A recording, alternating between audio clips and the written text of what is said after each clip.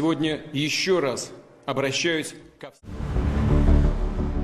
ইরানের ওপর যে কোনো হামলা মানেই সরাসরি রাশিয়ার ওপর হামলা। গত 27 এপ্রিল সেন্ট পিটার্সবার্গে বসে বিশ্বকে এই ভয়াবহ রেডলাইন দেখিয়ে দিলেন ভ্লাদিমির পুতিন।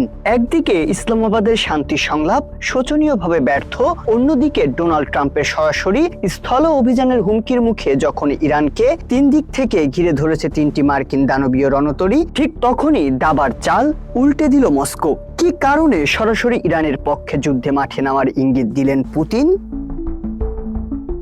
পেন্টাগন এখন আর রাগঢাক করছে না। ইসলামাবাদ সংলাপ ভেস্তে যাওয়ার পর ইরানকে ঘিরে ফেলার চূড়ান্ত প্রস্তুতি শেষ করেছে ওয়াশিংটন।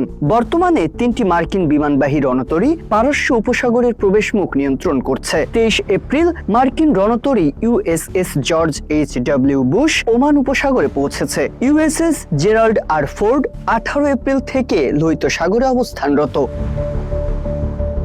অন্যদিকে ইউএসএস আব্রাহাম লিঙ্কন ফেব্রুয়ারি থেকেই আরব সাগরে নৌ অবরোধ বজায় রেখেছে। এই বিশাল রণসজ্জার লক্ষ্য একটি, ইরানের ওপর একটি চূড়ান্ত সারপ্রাইজ অ্যাটাক। কিন্তু ওয়াশিংটনের সেই ছক উল্টে গেল 27 এপ্রিল।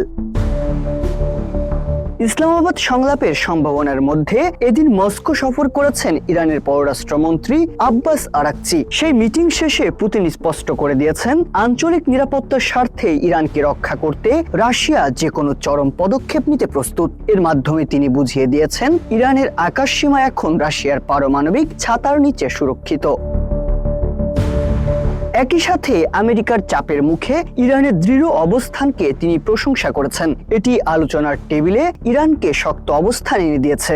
আলোচনায় করা দর কষাকষি করবে ইরান, আর আলোচনা যদি ফলপ্রসূ না হয় এবং ওয়াশিংটন যদি একটি মিসাইলও ছোড়ে, তবে তাদের সরাসরি মুখোমুখি হতে হবে রুশ সামরিক বাহিনীর। এটি কেবল কূটনীতি নয়, এটি সরাসরি মহাযুদ্ধের সংকেত।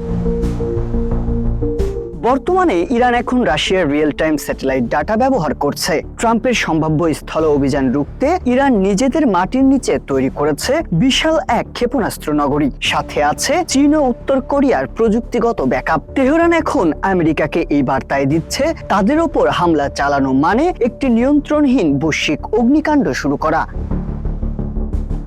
দুই পক্ষের চূড়ান্ত লড়াইয়ের প্রস্তুতি এখন ইসলামাবাদের সংলাপকে আরো জটিল করে তুলছে। ট্রাম্পের স্থল অভিযানের হুমকি এখন সরাসরি মস্কোর রেড লাইনের মুখে দাঁড়িয়ে। কূটনীতি যখন ব্যর্থ হয়, তখন অস্ত্রই কথা বলে। পরবর্তী কয়েক ঘন্টা নির্ধারণ করবে বিশ্ব কি শান্তির পথে ফিরবে নাকি একটি নিয়ন্ত্রণহীন গ্লোবাল কনফ্লিক্টে তলিয়ে যাবে। আপনি কি মনে করেন, পুতিনের এই হুঁশিয়ারি কি আমেরিকাকে থামাতে পারবে?